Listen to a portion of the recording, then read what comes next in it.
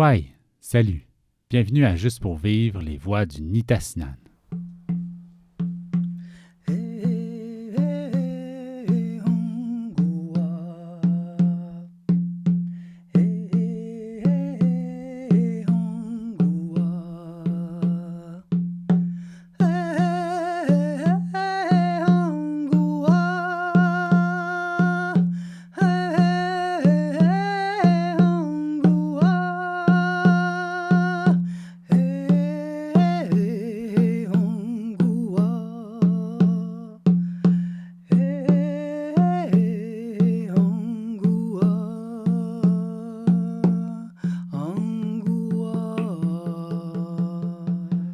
Bonjour, on est aujourd'hui avec Lydia Mistokosho Paradis à la Maison de la Culture Innu à Ikwanchi, près de Mingan. On est aussi avec Charles Potier-Levasseur et Stéphanie Leclerc qui vont poser des questions avec moi aujourd'hui pour rencontrer Lydia. Lydia, on la rencontre parce que c'est quelqu'un qui a à cœur la culture Innu. Tu as étudié d'ailleurs en art... comment tu appelais ça? Art visuel. En art visuel. Ouais. J'aimerais que tu prennes le temps peut-être simplement de te présenter quel est ton rôle ici à la Maison de la Culture Innu, puis un peu c'est quoi ton parcours qui t'a amené ici. OK. Bon, ben, bonjour à tout le monde. Je salue tous les gens qui écoutent. Moi, c'est Lydia Mistokosho Paradis. Je suis agente culturelle à la Maison de la Culture Innu, dans ma communauté, à Ikwanchi. Moi, ce qui m'a amené à travailler ici, j'ai fait des études en art visuel, puis j'ai remarqué que il y avait beaucoup d'éducation à faire en quelque sorte par rapport aux autochtones et autochtones. Puis moi, j'avais toujours travaillé dans le domaine de la culture quand j'étais jeune, dans l'ancien musée. J'aimais ça, rencontrer les gens. Puis en travaillant pareil dans le domaine touristique, ben j'en apprenais encore plus sur mon peuple. Fait que c'était comme quelque chose de naturel pour moi d'être agente culturelle ici. Tu disais aussi que tu parles d'éducation, qu'il y avait de l'éducation à faire là, dans ton parcours. Est-ce que tu peux nous nommer ce que tu as, des petits exemples ici et là de ce que tu as rencontré, que tu t'es dit, OK, oui, moi j'ai un rôle à jouer dans cette éducation-là? Oui, moi, dans le fond, ma mère vient de Ikwanchi et mon père vient de Rivière-du-Loup, dans le coin aussi du Nouveau-Brunswick. Jeune, j'ai rencontré des situations où que les gens ne savaient pas que les peuples autochtones vivaient encore, ou très jeune, j'ai pu aussi, tu sais, vu que je voyageais entre ma communauté puis la ville où ma mère étudiait, j'ai vu qu'il y avait comme des ponts à faire. Des ponts à faire dans le sens que c'est pas tout les gens qui ont la chance de nous rencontrer ou d'en connaître sur nous. Puis, c'est ça l'éducation. Autant aussi, dans ma communauté, des fois, on avait juste des mauvaises expériences par rapport au racisme. Fait que je disais que, tu sais, il y en a des gentils, là. Tu sais, moi, je viens d'une autre famille qui est autochtone, puis c'est ça. Fait que ça l'a comme un peu modeler mon chemin de vie à étudier dans le domaine des arts. Puis c'est à travers les arts que moi, j'ai pu, c'est ça, faire des ponts entre les peuples, que ce soit tu sais, des Québécois ou que ce soit des gens qui venaient de la Thaïlande. Tu sais, j'ai étudié avec des gens qui venaient aussi de la Colombie. Fait que c'est ça, au niveau de l'éducation, tout le monde s'est basé sur les livres d'histoire où qu'à un moment donné, on n'existe plus, ou les médias, que, on parlait de nous dans la crise d'Oka, exemple. Fait que, c'est tout le temps des choses qu'on n'avait pas d'emprise pour parler de notre histoire, de notre culture, nous-mêmes, et non quelqu'un de l'extérieur. Ouais. en allant en art visuel, c'est parce que j'imagine que tu as l'impulsion d'amener quelque chose dans le monde. Il y a quelque chose qui veut s'exprimer chez toi, Lydia, non? Mhm, mhm. Là, moi, là, c'est un endroit où je peux être 100% moi, sans être dans la peur de jugement. Je suis pas aucun sentiment de culpabilité à être Innu, québécoise, ou j'ai plusieurs identités, dans le sens, je suis une femme, je suis une fille, je suis une grande sœur, tu sais. C'est toutes mes multiples identités là-dedans, puis je peux voyager à travers ça, puis c'est comme une sorte de bien-être que m'apporte l'art, puis hum, j'ai tout le temps un message à dire par rapport justement à la transmission de la culture ou à la guérison, ou, tu sais, c'est quelque chose qui fait partie de moi que je peux pas... c'est pas quelque chose euh, comme à temps partiel, ou, tu sais, c'est vraiment quelque chose qui m'habite les arts, là. Mhm. À quoi c'est connecté? À quoi tu es connecté quand tu es dans ce mode artistique-là? Qu'est-ce qui t'habite dans ces moments-là? C'est un sentiment de bien-être, c'est un sentiment de fierté, je veux représenter tout ce que mes ancêtres ont vécu avant, c'est, comment dire, une place sécuritaire où je peux être, tu sais, je veux m'assurer d'être un chaînon dans la chaîne de la transmission. C'est comme si je me laissais une trace à quelque part, que ce soit sur Internet ou dans les musées, que je dis que en 2024, on est encore un peuple vivant, on est un peuple qui parle notre langue. Tu sais, je veux montrer la résilience, je veux vraiment perpétuer dans le temps. C'est comme mon moyen d'assurer, c'est ça, la transmission, là. Tu parles de vivant, le balado, il parle de la relation au vivant. Comment Mhm. tu définirais, toi, le vivant, Lydia? Hum, Le vivant, pour moi, là, c'est comme ça représente le mode de vie Innu, comment nous, on voit la vie, tout est vivant. C'est ça qui m'a accroché quand tu m'as approché, c'est de voir euh, le vivant un peu partout. Genre, nous, on voit la forêt, c'est vivant. Les plantes médicinales, c'est vivant. La rivière, elle est vivante. Les animaux sont vivants. Euh, les pierres qu'on utilise pour la tente à sudation, c'est des vivants. Euh, c'est comme... c'est comme aussi, tu sais, dans la langue Innu, là, on dit... tu peux le comprendre, il y a des temps de verbes pour les objets animés, puis des objets inanimés, dans le sens, je prends l'exemple de la chaise, tu dis pétane, tu prends un verbe pour dire péta, mais si je dis pého Charles, je dis amène Charles, mais tu vas dire péhone, pohon, amène le pain. Il y a des choses que certaines personnes vont dire qui ne sont pas vivants, mais nous autres, comme le pain, c'est vivant.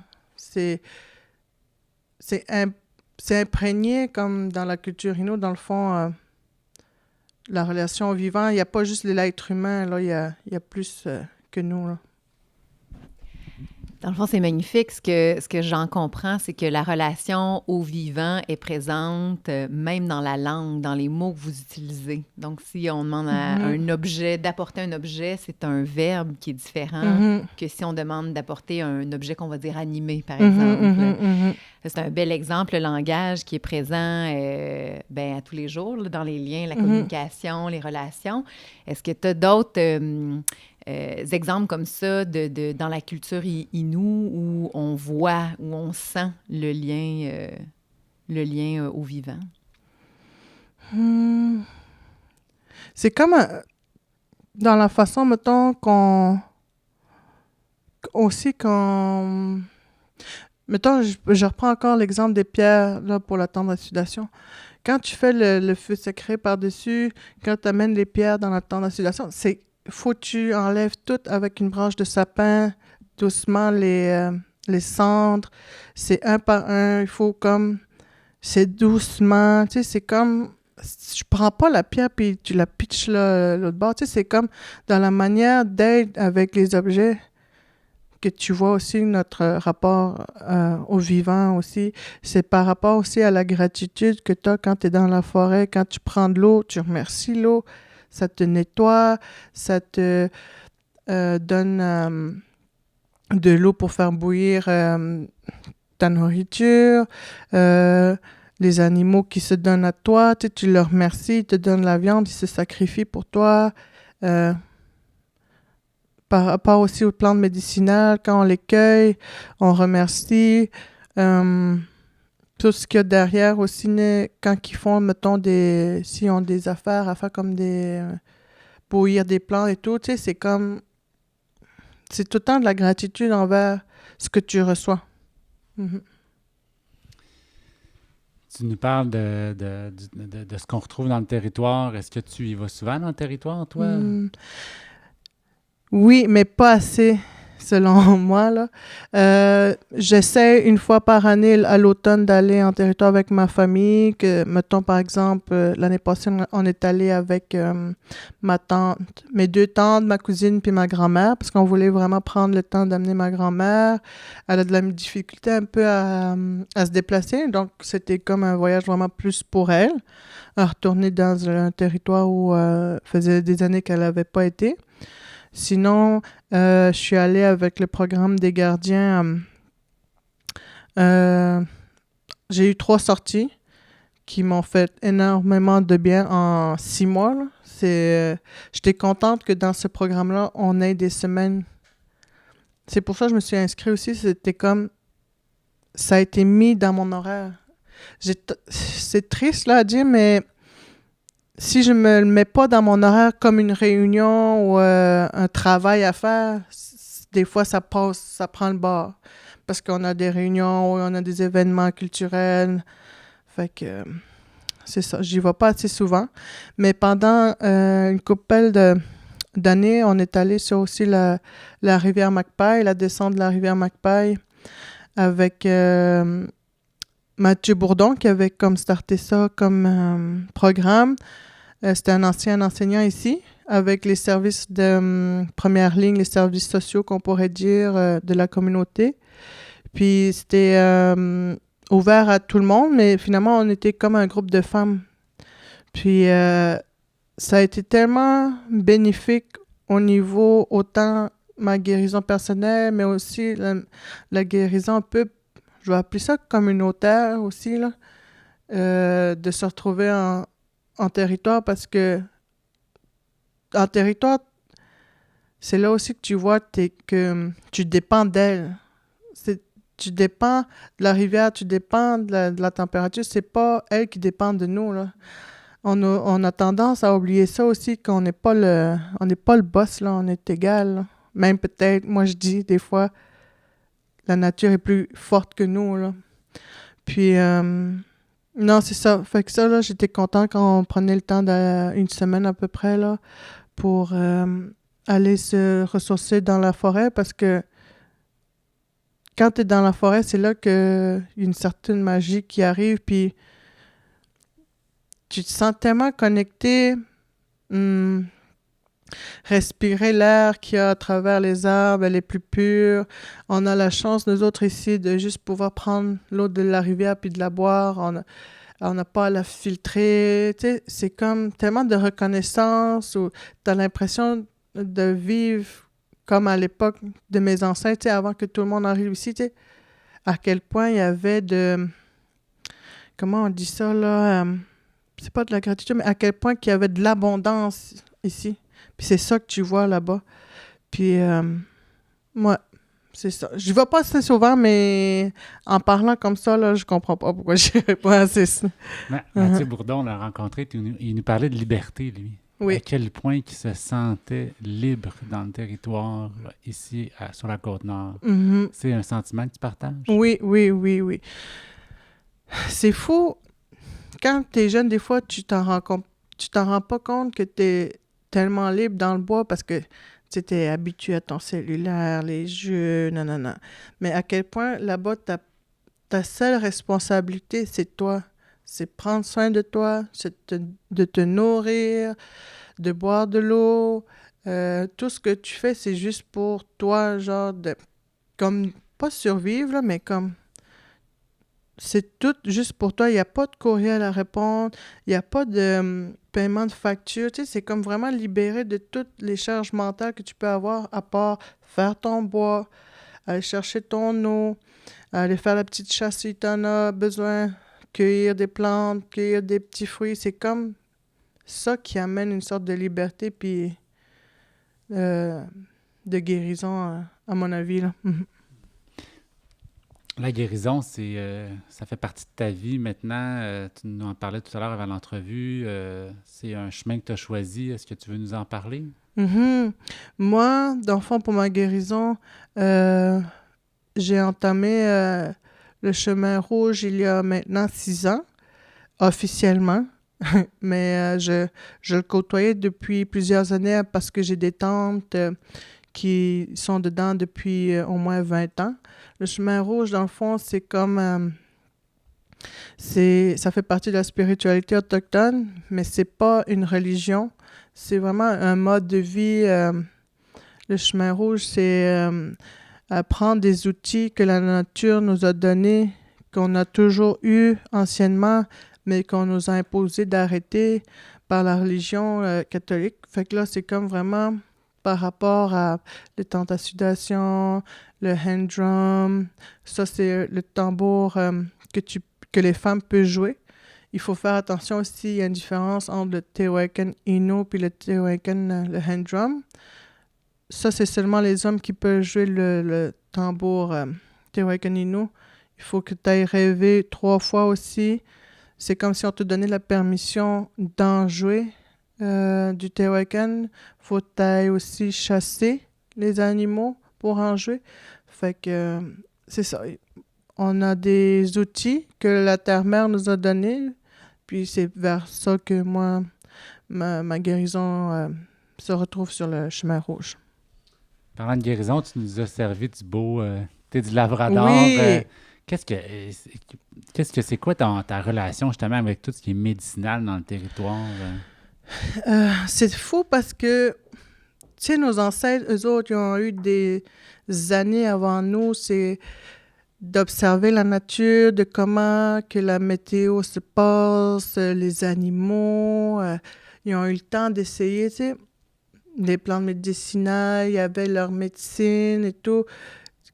Fait que quand moi je bois un thé du Labrador, tu sais, je sais que ça fait du bien pour stabiliser le niveau de sucre. Je sais que ça fait du bien pour relaxer, ça nettoie les organes. Mais c'est plus que ça, quand je le bois, c'est des années d'observation puis de mode de survie de mes ancêtres que... Puis je remercie la plante, qui sont encore là, la personne qui l'a cueilli aussi avant moi. Comme là, la personne qui l'a fait aussi, c'est ma collègue Julienne. Je la remercie aussi. C'est tout ça que tu bois quand tu bois un thé de Labrador. C'est ça qu'il ne faut pas oublier. Parce que avant, quand j'en buvais, ma tante me disait souvent, boire le thé de Labrador, ça fait du bien. Mais je le calais sans l'apprécier, sans comprendre tout ce qu'il y avait derrière ça avant. Comprendre. Comment ça s'est traduit pour toi, comprendre ton histoire, ta culture? Est-ce que tu avais de la curiosité tout petite? Moi, là, j'ai toujours baigné dans ma culture Innu, là, jeune. Mais ce qui a fait la différence de vraiment comprendre qu'on avait la possibilité, parce que quand tu baignes dedans, tu comprends pas nécessairement que c'est important, la sauvegarde et tout, parce que tu es dedans, puis tu vis de ta culture, c'est ton mode de vie, tu parles ta langue, mais c'est quand que les adultes me disaient « Écoute, c'est toi la prochaine qui va parler de ça. Écoute, c'est important. On a vécu ça. Ils ont fait ça. Ils ont essayé de... » Tu sais, puis là, je fais « OK, là, c'est quelque chose de plus grand que moi, je vais dire, là, comme c'est ma mission de vie, là, en fait, là. Il y en a qui vont le faire à différents niveaux, que ce soit au niveau politique.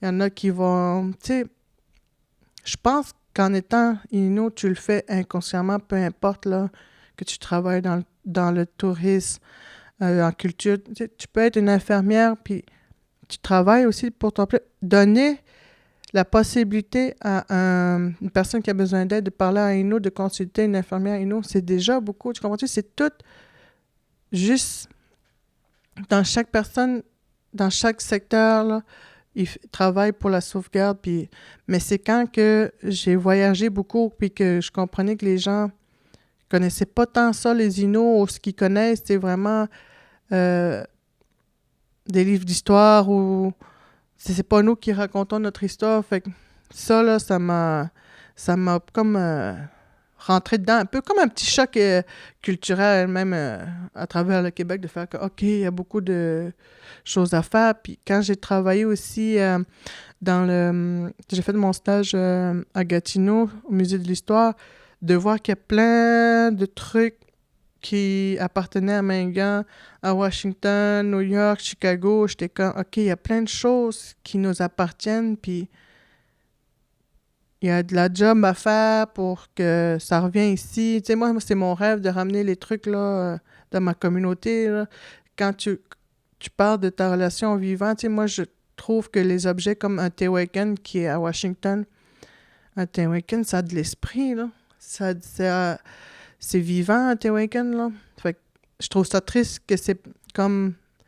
Je suis contente dans le sens que il est bien sauvegardé, il est comme tout dans un bel état, mais j'ai l'impression qu'il serait plus content d'être ici.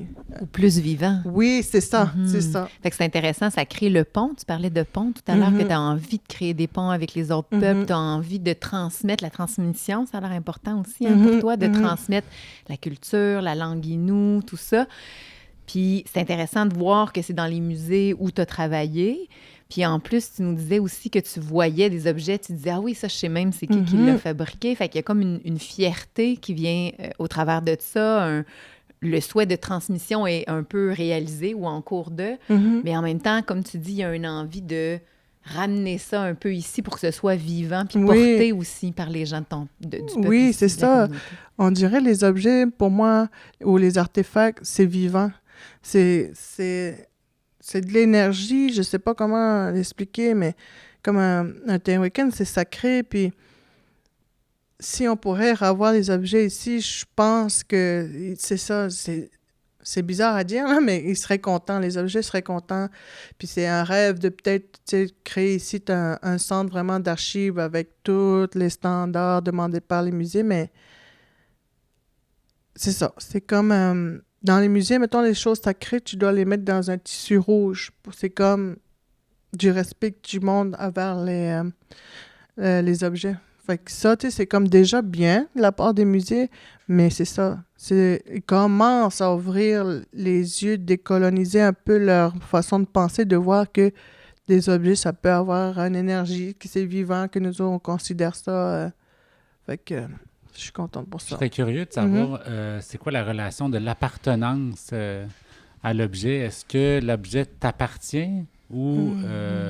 appartient à la communauté. Comme j'imagine le musée où les colons, à cette époque-là, se l'approprient, l'achètent, c'est mon objet. Oui. L'objet en soi a une valeur. Oui, non, c'est ça. Puis moi, les objets qu'il y a là-bas, tu sais, ça ne m'appartient pas personnellement, mais je crois que ça appartenait à un peuple Innu. Tu sais, ça a été porté des années, toujours dans la même famille ou à une famille proche s'il n'y avait pas des joueurs de tambour dans la même famille, tu sais. C'est comme moi, mon grand-père avait un tambour, un Tehuacan Innu, mais après ça, il n'y a personne dans ma famille qui a rêvé, comme dans Maison, qui a rêvé au Tehuacan, fait qu'il l'a donné à son beau-frère. Que lui, il a rêvé aussi, mais qu'il garde, comprends-tu? Tu sais, c'est comme par rapport à nos valeurs que quelque chose, ça nous appartient pas nécessairement. Le Tehuacan, il nous est prêté.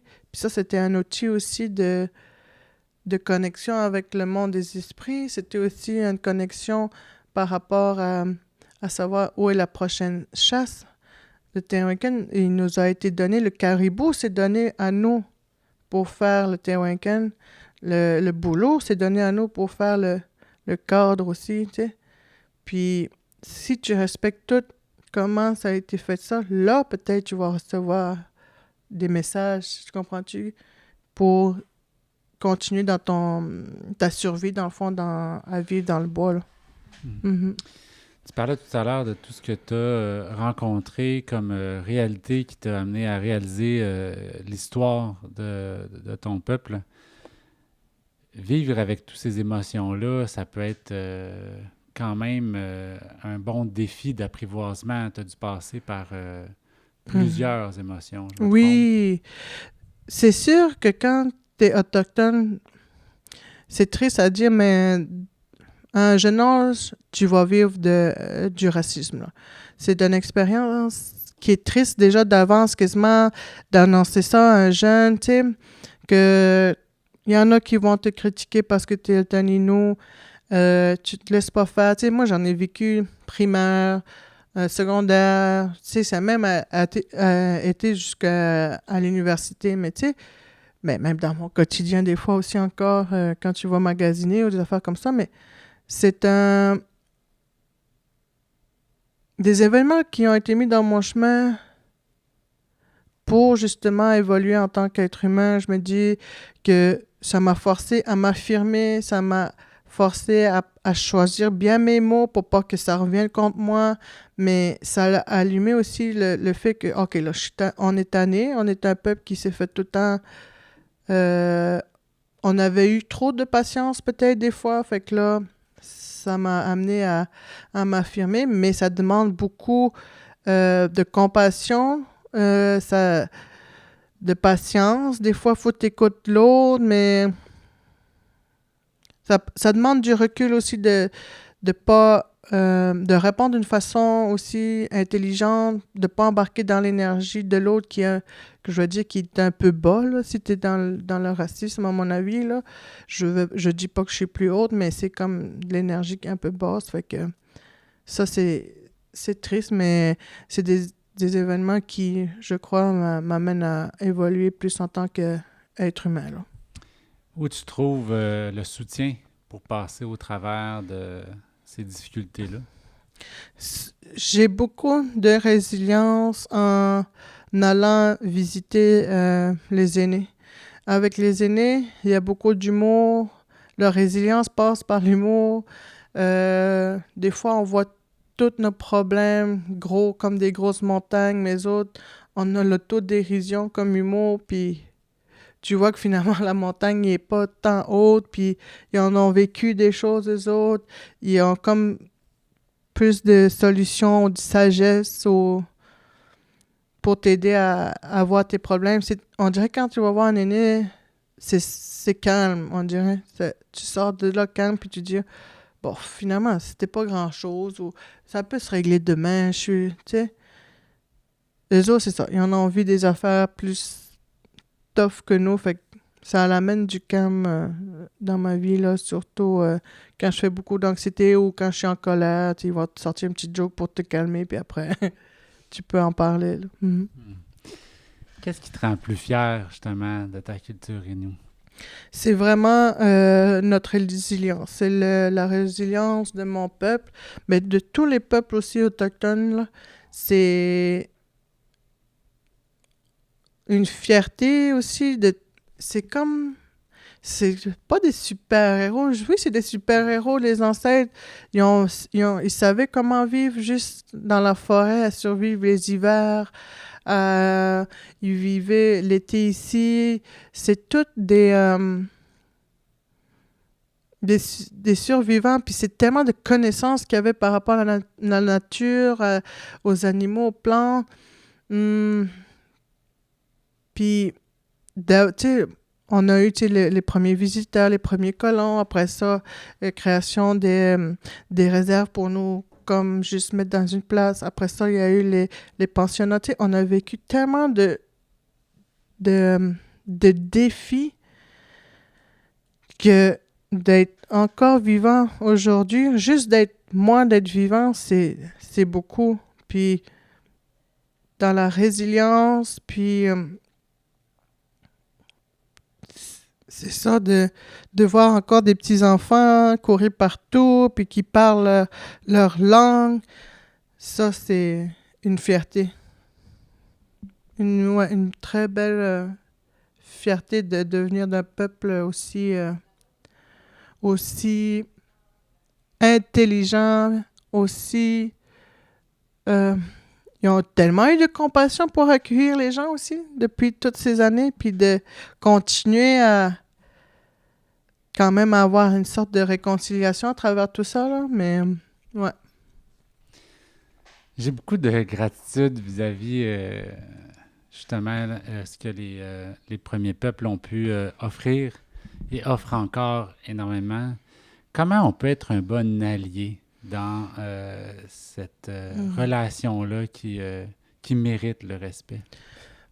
Mais c'est en venant nous voir comme vous le faites en ce moment, c'est d'aller voir le territoire, c'est de nous donner une place, une voix, un espace pour parler aussi, pour raconter notre propre histoire.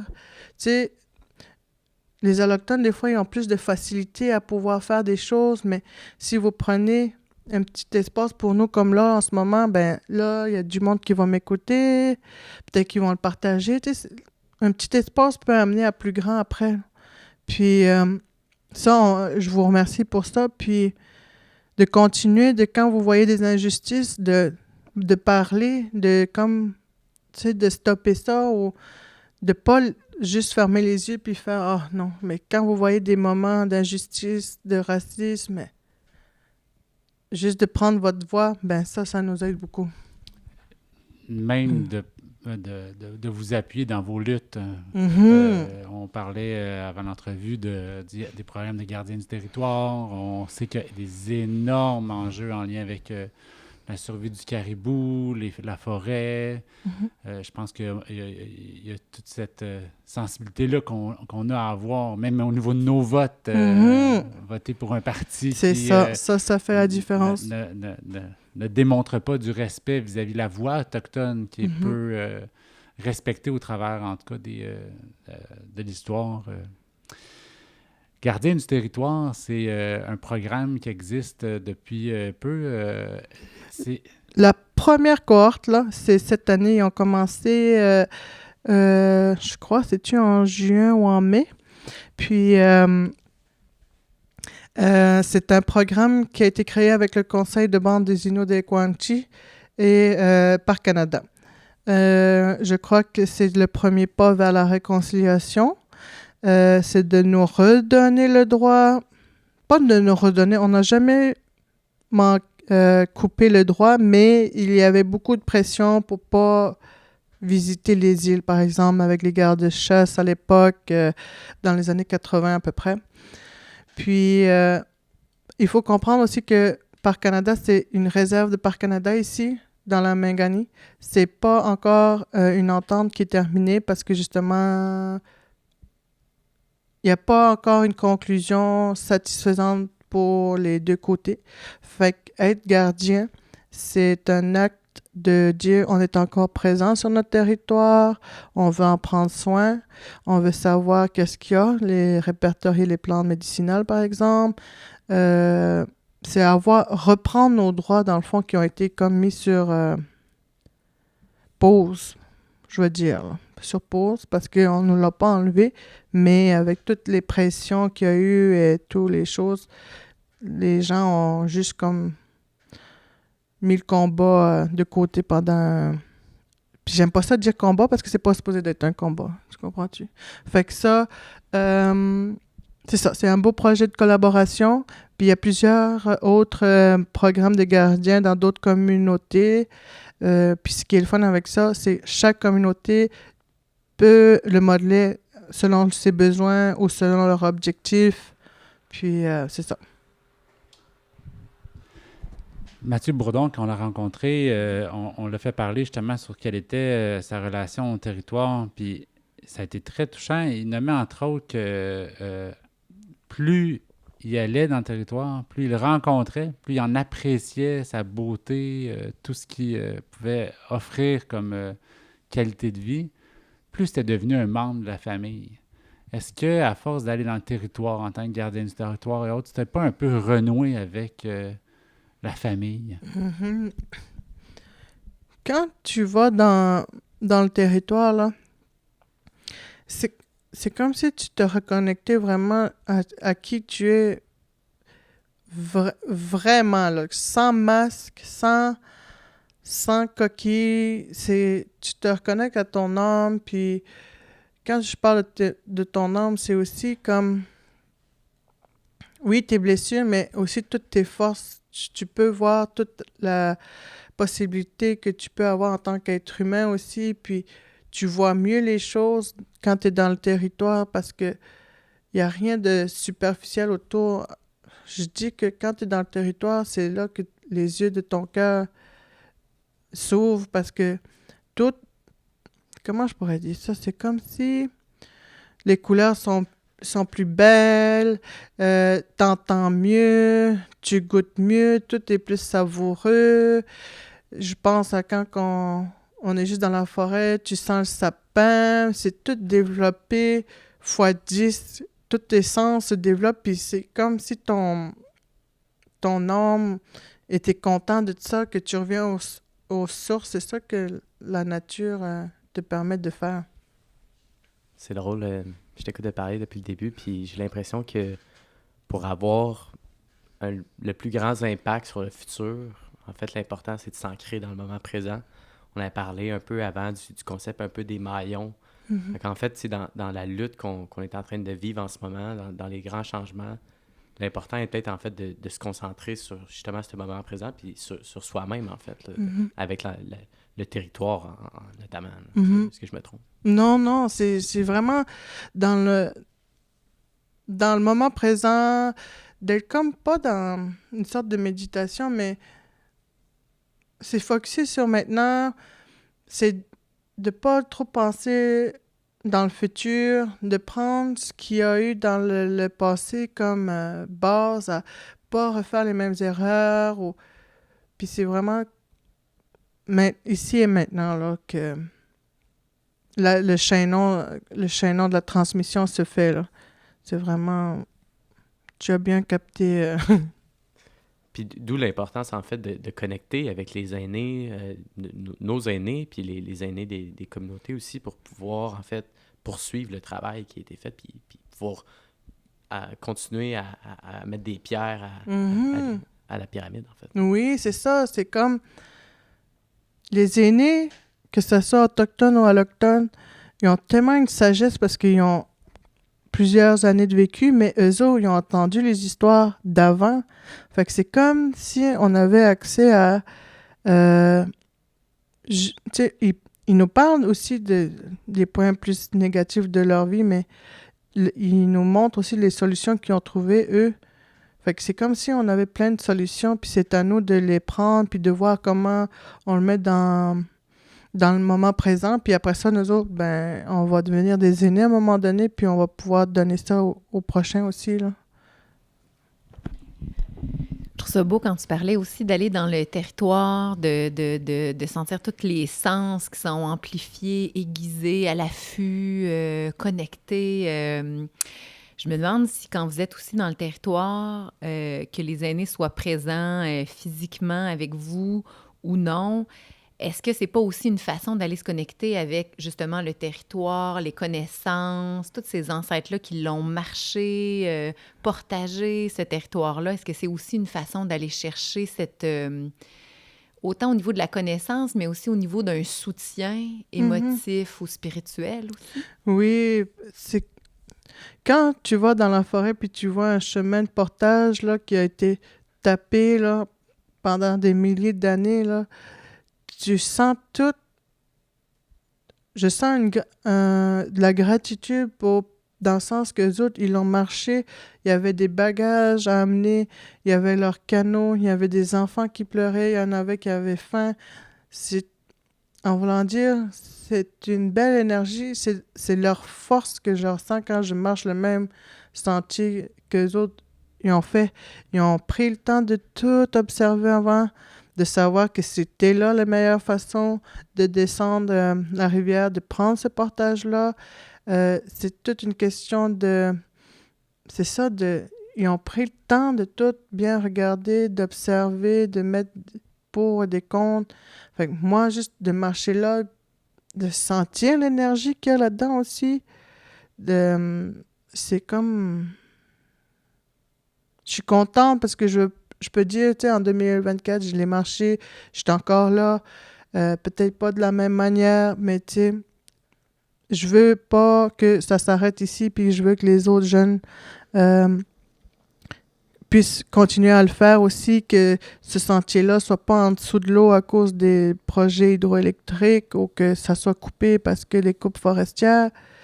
Ça me fait penser à... Un aîné m'avait dit à un moment donné, dans un ressourcement, nos grands-pères, nos grands-mères ont tapé avec les raquettes la neige. Ils ont fait un sentier pour nous. C'est eux autres le plus difficile, la première couche. Après ça, il y a nous. On a marché dans les pas, mais on le tape encore plus. Fait que ça va être tout le temps plus facile pour les prochaines générations de marcher dans nos pas, mais de pousser plus loin le chemin. Puis eux autres, ils vont avoir moins de difficultés à rencontrer dans leur chemin de vie, mais ils vont être différents. Ils vont rencontrer les autres aussi, mais ça va être différent, mais ils vont avoir moins de choses à retaper, mettons, devant eux. Je sens que tu es quelqu'un qui a une grande qualité de présence. Tu nous racontais, c'était quoi, entre autres, ton parcours de guérison. Je ne peux pas m'empêcher d'imaginer nous devant nos écrans, notre routine, les enfants, la vie qui bouge. Des fois, j'ai comme l'impression que la présence au moment, ça pourrait même être une forme de détresse parce que ça évoquerait tout le manque qu'on a d'être présent dans toute cette folie-là. On veut trouver le présent en allant en vacances, ou est-ce qu'on dit on va trouver le présent en vacances, mais comment on peut être présent? Comment tu pourrais nous aider à trouver des chemins de présence pour bien habiter le monde? Moi, là, ce que je fais, parce que je suis vraiment une personne très, très anxieuse, là, dans la vie aussi, là, ça paraît peut-être pas, là, mais ce que j'aime faire, puis ce que j'ai compris, moi aussi, j'avais tendance autant, quand on va être en vacances, dans la semaine prochaine, là, je vais être relax, nanana. Mais pourquoi pas là? Tu sais, juste allumer le matin une chandelle, remercier. J'ai passé une autre nuit. Aujourd'hui, j'ai une autre journée de possibilités. Il y en a qui allument la sauge. Tu sais, chaque matin, juste faire comme, bon, enlève ce que je n'ai pas besoin aujourd'hui. Je commence une nouvelle journée. Ou des fois, je fais juste aller marcher un petit peu dans la forêt en arrière de chez moi. Puis, juste l'air est différent à travers les arbres. Ce que j'aime faire, c'est marcher dans la forêt parce que c'est comme une autre énergie. Je sais pas comment le dire, mais c'est comme... C'est moins lourd. Puis après ça, je m'en vais vers la mer, puis avec l'air salin. Là. C'est juste des fois marcher, puis peut-être que ton mental, il va encore full tourner, mais inconsciemment, ton corps, il va le sentir, lui, la différence de juste d'avoir pris un petit 10 minutes marcher dans la forêt. Ça te ramène à maintenant. Des fois, moi, ce que j'aime faire l'été, c'est chercher des labradorites, là. On dirait mon cerveau focus juste sur une chose. Fait que mon moment présent vient sans m'en rendre compte, c'est juste les labradorites pendant 15 minutes. Puis je fais pas d'autre chose. Je marche un peu, je prends l'air. Mais puis à un moment donné, on dirait, ça se développe. Puis là, je fais comme, bon, Lydia, là, t'es stressée. Qu'est-ce que tu peux écouter? Bon, le vent. Je vais écouter juste le vent. C'est juste des choses, faut que inconsciemment, on trouve des petits trucs de même, ça évolue, là, mais moi, ça serait mon...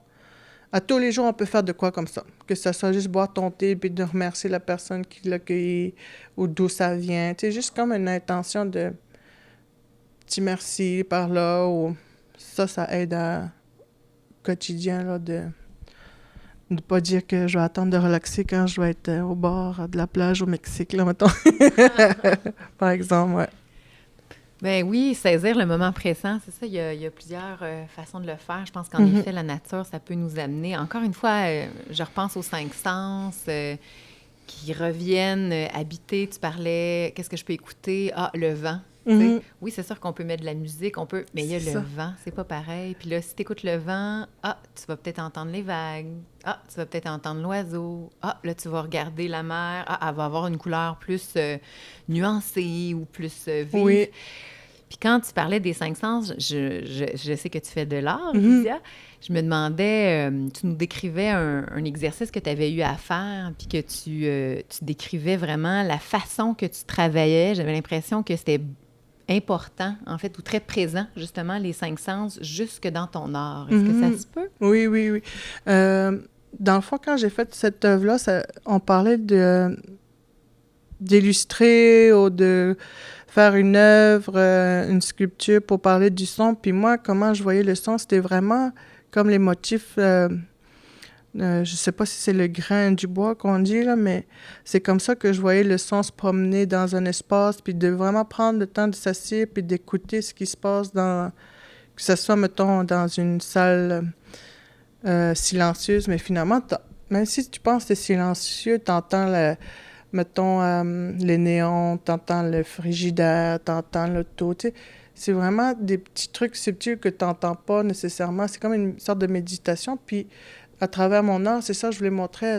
Je disais, j'avais brodé un fil blanc sur un tissu blanc pour vraiment montrer, c'est subtil, mais je catch chaque moment avec chaque point que je fais de broderie. C'est comme, OK, je suis assis, je viens de catcher un moment. Tu sais, c'est vraiment mettre le moment, attraper le moment présent. Mais je l'ai mis comme en broderie pour l'illustrer un peu, là, ouais. Puis c'est vraiment ça que j'essaie de faire à travers l'art maintenant, là, c'est comme si j'étais en sorte, pas de méditation, mais vraiment un endroit où je me concentre, puis je veux parler beaucoup de guérison, de transmission. Tu sais, ça se fait tout le temps naturellement, la transmission, la protection du territoire, rendre hommage aux aînés, c'est tout interrelié, ça, dans comment moi je vois la vie, dans le fond, parce que tu peux pas séparer un aîné d'un territoire. Après ça, tu peux pas séparer la guérison du territoire. Fait que c'est comme tout le temps le même sujet un peu qui revient dans ma démarche, parce que c'est interrelié, c'est dur. Nous autres, comment on voit la vie, là, de tout mettre ça dans des carrés, là, c'est plus dans un cercle. Qu'est-ce qui te rend heureuse? Mon chien. Je suis contente encore d'avoir mes parents en vie et en santé. Ça, on a vécu des petits moments de santé un peu rough. Ça m'a vraiment... Je suis contente de ma relation avec mes parents qui sont vivants encore. J'ai ma petite sœur. J'ai encore une grand-maman qui est ici. J'aime le fait que je réessaye à faire de l'art aussi, parce que tellement pendant un moment, j'étais dans une période noire que c'est comme être dans une tempête, tellement entourée, mais d'être dans le vide aussi, c'est ça. Je suis contente que je recommence un peu tranquillement à faire ça. J'adore voyager aussi, rencontrer d'autres cultures. Je remarque que dans les cultures, beaucoup, là, ils ont vécu plusieurs... ont vécu tu sais, la colonisation, puis on a les mêmes combats, puis on vient tous quasiment du même peuple, là. Quand tu regardes ça, là, en Amérique latine, aux États-Unis, tu sais, j'aime ça faire des liens avec, c'est ça, voir d'autres paysages, aller dans la forêt, être avec des aînés des fois, juste boire un thé. C'est ce qui me rend heureuse, là. Qu'est-ce que tu souhaiterais le plus qui change? Ce qui- La guérison, vraiment, là, de l'être humain. Si chaque personne prend un peu de temps pour se guérir, je vois ça comme une goutte d'eau dans un lac, là. La vibration qu'il y a autour, là. Tu sais, toi, si tu guéris, ben, ça fait du bien à ta famille, eux autres, ils vont travailler, ça fait du bien à leur travail, la communauté, tu sais. L'être humain a vraiment besoin de beaucoup de guérison. Ça aiderait aussi, tu sais, comme à moins de conflits dans le monde. Le monde verrait qu'on a vraiment plus besoin aussi du territoire. Tu sais, c'est prendre soin aussi de notre planète, là. C'est notre maison, là. Si tu prends pas soin de ça, où est-ce que tu veux qu'on va aussi, là. Fait que la guérison personnelle, vraiment, là, pour juste voyager plus léger dans la vie après, là. Ça, c'est un... J'ai vraiment envie de te demander, la thématique de la guérison a l'air aussi présente dans ta vie, a l'air avoir apporté beaucoup de choses, en tout cas, pour toi. Je me demandais, est-ce que la guérison qui peut passer par le chemin rouge, entre autres, ou par d'autres moyens que tu as rencontrés dans ta vie, est-ce que la guérison vient à toi? Est-ce que tu l'appelles? Est-ce que, puis toujours en fonction de ton histoire, puis aussi des gens qui nous écoutent en ce moment, comment qu'on peut l'appeler ou la voir, ou il faut aller la chercher? Comment ça se passe, la relation avec la guérison, la rencontre, peut-être? Moi, je pense, c'est dans la vie, c'est ça. Tu vis des trucs, des événements moins le fun, puis c'est comme si la vie pas te teste, là, mais te met des trucs pour voir comment tu réagis, comment tu passes à travers ça. Et moi, avant, tu sais, ma première béquille, c'était l'alcool. Fait que, tu sais, des fois, relax, là. Ça va passer, prends une petite bière ou... C'était tout le temps ça, ma béquille. Fait que j'ai resté là-dedans, mais après ça, je voyais que cette béquille-là, elle me mettait plus à terre que d'autres choses. Puis moi, j'ai eu la chance d'avoir des tantes qui étaient dans le chemin rouge, mais j'étais pas prête justement à mettre de côté l'alcoolisme, dans le fond, parce que la société fait en sorte que tout tourne autour d'une bière, autour d'un feu, ou tu sais, avec un bon souper, avec une bonne bouteille de vin. Tu sais, c'est tout le temps autour de ça. C'est rare qu'on va dire, viens prendre un verre de thé. Tu vas pouvoir m'en parler. Le monde sont mal à l'aise quand même d'être de parler vraiment des choses. Ils disent, tu sais, c'est plus facile après quatre bières. Là. Ouais, tu sais, là, tu vas dire tes problèmes, mais... Fait que c'est ça, j'étais comme dans une période où j'étais vraiment... Les lendemains, là, c'était noir, les pensées vraiment là, négatives étaient de plus en plus là. Puis là, je me suis dit, ben voyons. Puis tu veux pas te l'avouer ici que t'es quand même... c'est dépendant de l'alcool, là. Mon orgueil, là, était comme... c'est facile, là, une semaine, là, tu sais. Tu t'en rends pas compte quand tu fais juste dire, vendredi, relax. Mais quand j'ai vu que... Ben, c'est pas si facile que ça, là, un mois sans alcool, finalement. Fait que là, je me suis comme donné, quelques mois. Ben là, j'ai recommencé. Mais tu sais, c'était pas problématique, genre, on l'a dit tous les jours, puis tout. Mais quand j'ai commencé à voir que les lundis, ben, c'était plus difficile, fait que j'ai fait comme, OK, je vais prendre la décision pendant 1 an, puis d'arrêter. Puis c'est ça qui... J'ai vu mes tantes me parler de plus en plus de la spiritualité. Tu connais-tu ça? Le temps d'assudation. Puis j'avais tellement de respect envers ça que je voulais prendre mon temps dans ce chemin-là aussi. Parce que c'est du sacré. C'est quelque chose que je veux respecter, que je veux bien faire. Fait que tranquillement, pas vite, une temps d'assudation. Après ça, ben là, ça fait 1 an que j'ai arrêté de boire. Là, je disais à quelqu'un que j'étais en ressourcement, j'ai peur. Le 1 an arrive. Puis il m'avait dit, c'est bon que tu aies peur parce que ça veut dire que c'est important pour toi. Puis continue donc, puis tu verras après, tu sais, continue une autre journée, tu verras. Puis le lendemain, ben, tu continues une autre journée, puis tu verras.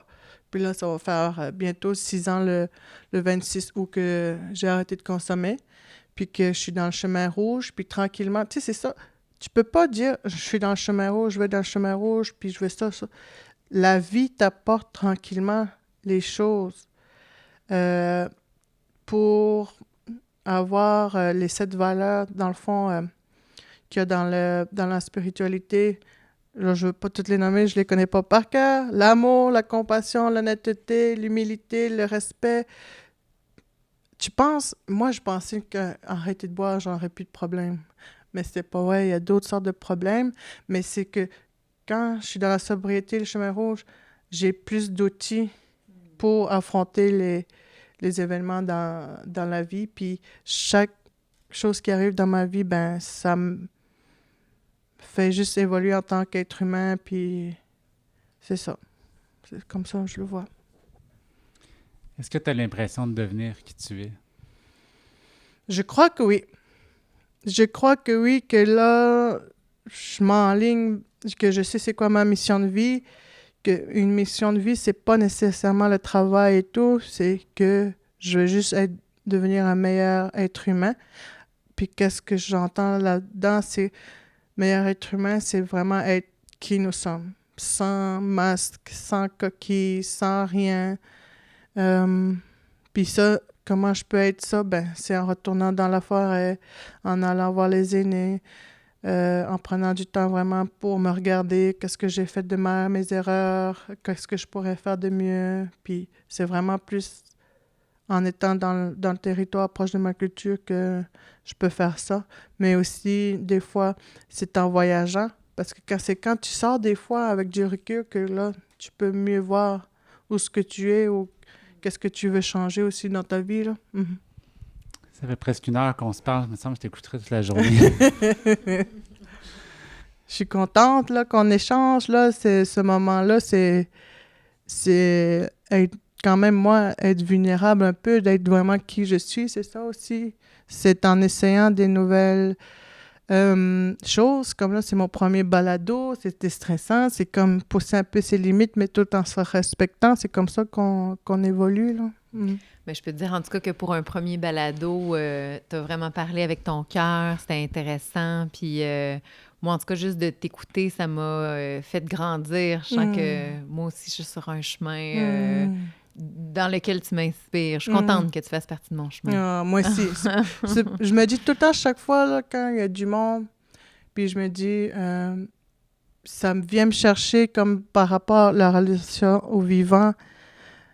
Je me dis, c'est vers là que je vais aller. C'est pas avec tout le monde que tu peux parler de voir les choses vivantes. Là. On est quand même dans une société... Je suis contente, le monde s'ouvre, là, mais on est quand même dans une société où que tu parles d'énergie aux enfants de même, là, c'est difficile un peu, mais c'est ça. Fait que quand il y a des opportunités comme ça pour parler du territoire, de ma culture, je dis pas que je me force, mais j'ai un devoir à faire aussi, là, pour donner une voix à la nature, à la rivière, aux animaux, aux plantes médicinales. Les autres ne peuvent pas parler pour eux autres mêmes. Mais moi, c'est ça. Moi, je dois donner une voix. Je dis qu'ils ne peuvent pas parler pour eux autres mêmes, mais tu sais, ils parlent, là, avec tous les feux de forêt. Là, je pense que c'est un message qu'ils essayent de nous donner, là, la nature. Puis il faudrait prendre le temps de l'écouter. Merci énormément, Lydia. Tu m'inspires, tu me donnes le goût de continuer d'être meilleur, de croire en les belles valeurs que tu portes si bien. Oh, merci. J'apprécie. Ouais. C'était un bel échange dans un espace safe. Je vous remercie. Je narcomatnong, ça veut dire je vous remercie. Merci. À la prochaine. À la prochaine.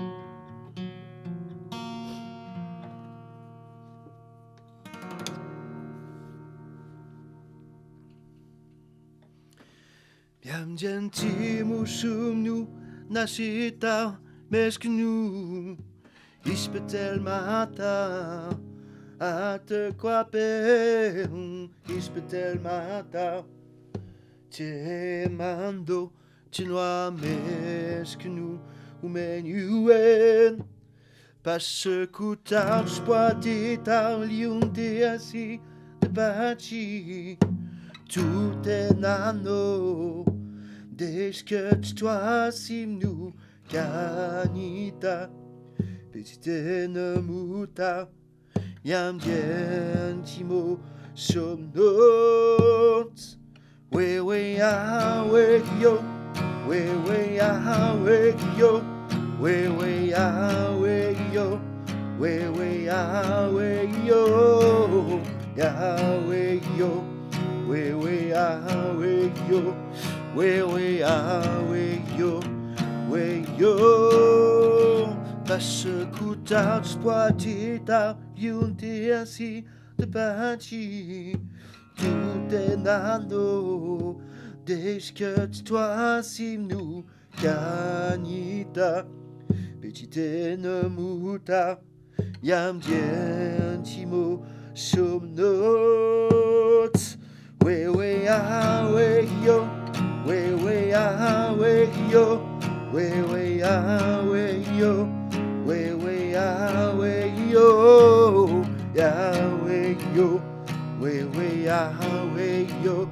we ah we yo we yo parce que t'as spoité ta you t'es assis te pachi tout est nano parce que t'as spoité ta you t'es assis te pachi tout est nano tout est nano way yo tout est nano way yo tout est nano parce que t'as spoité ta beauté ainsi de bâti tout est nano des que toi simnu canita petite nemuta yan gentimo somnot we ah we yo we ah we yo we ah we yo we ah we yo Yahweh yo we ah we yo we ah we yo timo somnot